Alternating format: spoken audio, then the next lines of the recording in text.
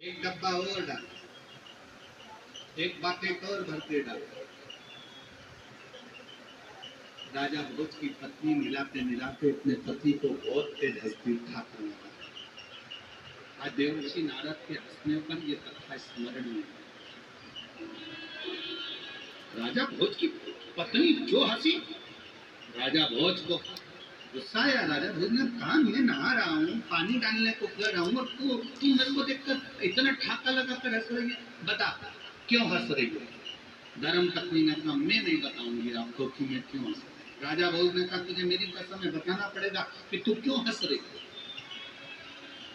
राजा भोज की पत्नी बोली, मैं नहीं बताऊंगी, भले आप कसम दे दो, पर मेरी कुछ मर्यादा है, मैं आपको नहीं बताऊंगी कि मैं क्यों हंस रही। तो तू नहीं बताएगी तो कौन बताएगा? इतने में राजा भोज की पत्नी बोली, मेरी जो सगी बहन है ना, छोटी वाली, आपकी साली, वो बताएगी। राजा भोज ने जैसे सुना, नहाकर स्नान कर कर तैयार होकर राजा भोज अपनी साली के घर चले गए। और राजा भोज ने अपनी साली से पूछा, मुझे तुमसे बात करना है। साली लगी थी काम में, उसने कहा, जीजा जी मैं बाद में बात करूंगी। थोड़ी देर बाद राजा भोज फिर अपनी साली के घर चले गए। साली से कहा, मुझे तुझसे बात करना है। साली ने कहा, क्या बात करना जीजा जी?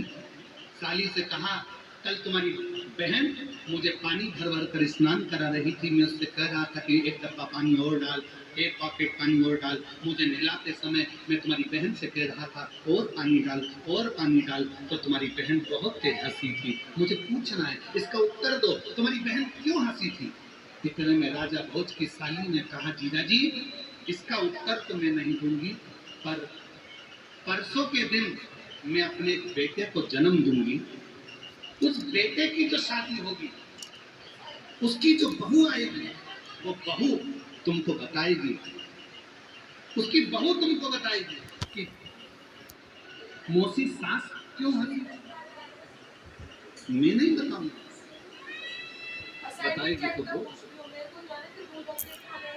और